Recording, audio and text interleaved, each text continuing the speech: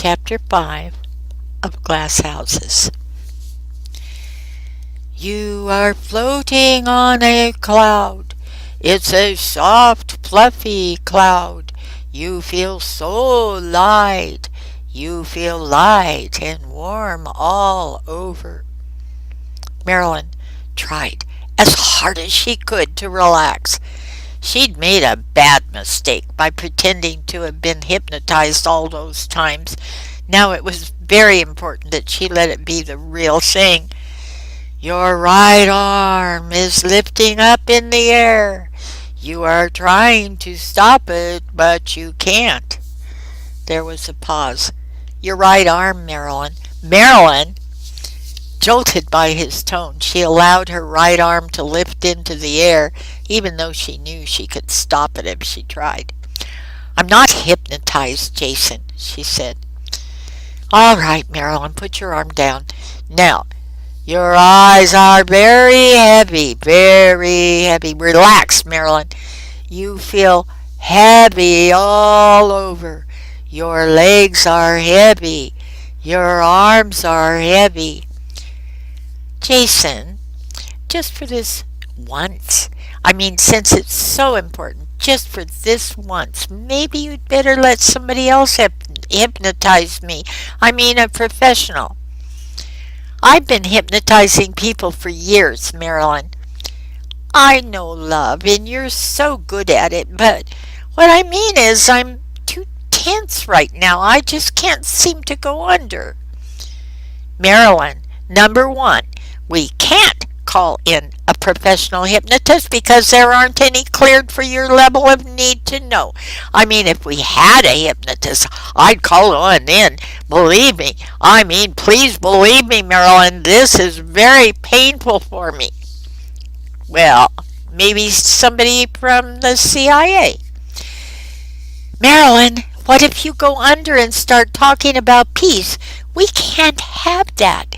We can't have anybody who's not already cleared. That's bottom line. That's basic. Well then, I think maybe you'd better slow down. Just this once. Marilyn, you've been hypnotized dozens of times.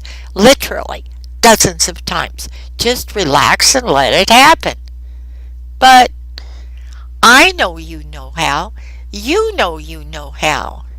But Jason, Marilyn, if there's something you want to tell me now. Was there anything that happened last night that you don't want me to know about? I don't know. I suppose so, but Jason, that's not it. For something this important, I'd tell you all that kind of stuff. You know that. Something in the nature of, I just wanted to let you know that I understand. You walked out of here mad, and maybe you did something you're not proud of. Jason, I didn't say you did. I just said maybe you did. Jason, it's just that can't you pretend I've never been hypnotized before? Take it really slow, like you would for somebody who was new at it. I'm taking it slowly, Marilyn. My God, do you know what time it is? Okay. How slowly do you want me to take it? Just like I was new at it. It's 3 o'clock, Marilyn, and you haven't had your lunch. Never mind that. I'm not complaining about that. Here, lie down. Let's try again. Slowly. Okay, slowly. Your eyes are very heavy. Your whole body is heavy. Your toes are heavy. Your ankles are heavy. Your knees are heavy. You are heavy all over. She tried desperately to sink into his voice, to let all the things he said happen to her. She induced a kind of tingling warmth in herself and made herself feel the floating sensation she had just before she went to sleep. She tried not to be distracted by his rhythms, tried not to will him to slow his voice down. And this time, when he told her to raise her hand, she let it go up, and she thought maybe it was going up on its own. She couldn't tell for sure. She was afraid to try to stop it from going up for fear that she'd snap herself out of the fragile trance she felt. Now, you know where that transcript is, Marilyn. We always know everything. You know it all, just under the surface of your mind. I want you to go down now into your mind to the place where you know about the transcript. I want you to enter the part of your mind that remembers what happened last night. There are some stairs now in front of you, and you are going to take your foot and step down the first step. The stairs will lead you to the center of your mind. Now the second step, the third. We will count backwards now as we approach the bottom. 9, 8, 7, 6. She began to feel very dreamy. 3, 2, 1. You are at the bottom of the stairs, and you can see that there is a door in front of you. On the other side of the door, you will find the transcript. Open the door, and now what do you see? A silence. I want you to see the transcript, Marilyn. What do you see on the other side of the door? Don't rush me, she thought, but she didn't dare to say it for fear of bringing herself out of it. What do you see, Marilyn? I see a plant. A plant?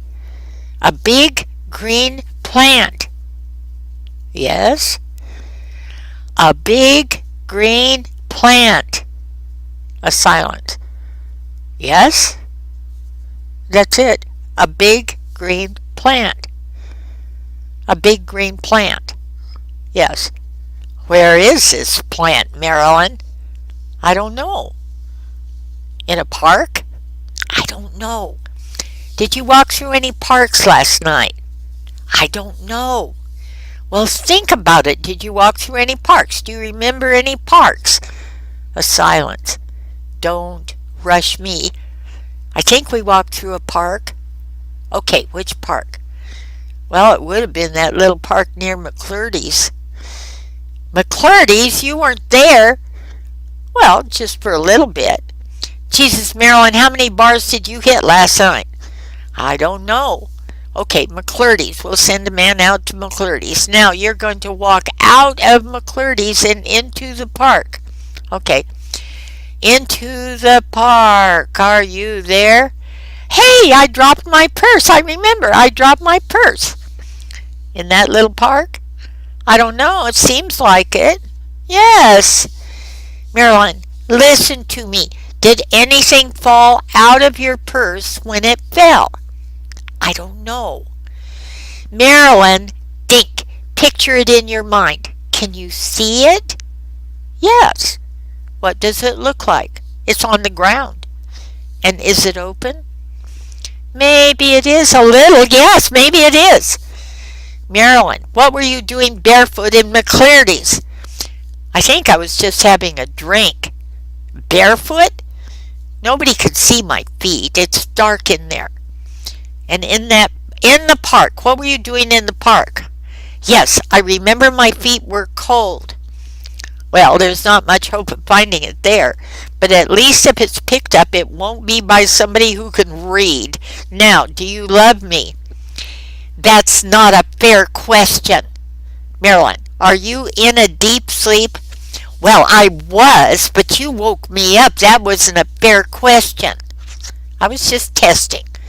Jason, I want desperately to find out about the transcript. I'd do anything to find that transcript, but I don't see what my loving you or not loving you has to do with it. Well, I'm asking it. Do you love me? I'm not hypnotized. Do you? I don't know, Jason, I can't think about that right now. I can't help but love you a little, but I just can't stand to think about it. So this Ranky thing is serious after all. No, I don't think so. It's not that, Jason. Marilyn, just don't let it be Doc, okay? That's all I'm asking of you. Don't let it be Doc. I told you all about that.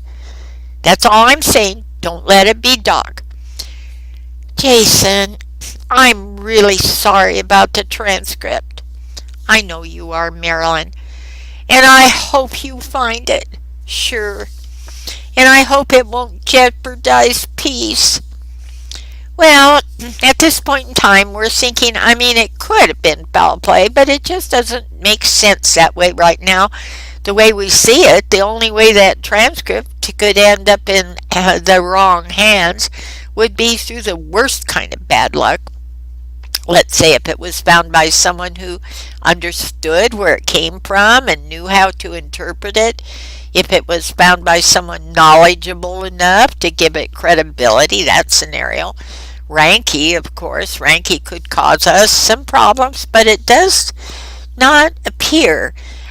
We have kept him under surveillance, but it does not appear. It appears that you were probably right in your judgment that he knew nothing about the papers. Of course, there is a possibility that he might happen across the envelope and somehow recognize it as the one from your purse, but we are hopeful that, of course, as you know, we've got to take the worst case into consideration. And in the worst case, if it did end up, let's say, in Russian hands, we could be blown off the face of the earth in a preemptive response when we disarm our missiles in order to detonate the device. That's in the worst case. You know all that. So that's why it's important that we find out what happened to the damn thing. I'm so sorry. Marilyn, I think you subconsciously, you want us to abort. No. Well, why else would you lose the damn thing? No, Jason, you don't understand. I do want peace to happen. It's the best thing that anybody ever thought of. How can you say that? You don't just go around losing papers like that. Jason, I know security has been incredible, but you can't tell me this is the first incriminating evidence that has been leaked out of this building. We have been superhumanly careful. I know for a fact that Parker got drunk and told the whole story to everybody at that party in Oyster Bay. A case in point. Parker subconsciously wanted us to abort. There are always leaks. You told me that. It's just that people aren't perfect. It's not that I didn't want peace to happen. I just fell apart for a night. That's all. I do want it to happen, Jason. I do. I promise you. There isn't anybody in the world who wants world peace more than I do. I mean it. Please believe me, I do want it to be successful. Doc got into his thing about world revolution in 10 years and it scared you. But Jason, even if I did think we were making a mistake, I would never. I know I don't have the right to be the one to decide such a thing. I would never, Jason. He looked at her appraisingly. His eyes narrowed, his fingers tapping on his knee. Let's get to the lie detector test, Marilyn, and then, if it hasn't shown up in the park, we'll meet with security. You sound like you're coming down with a cold.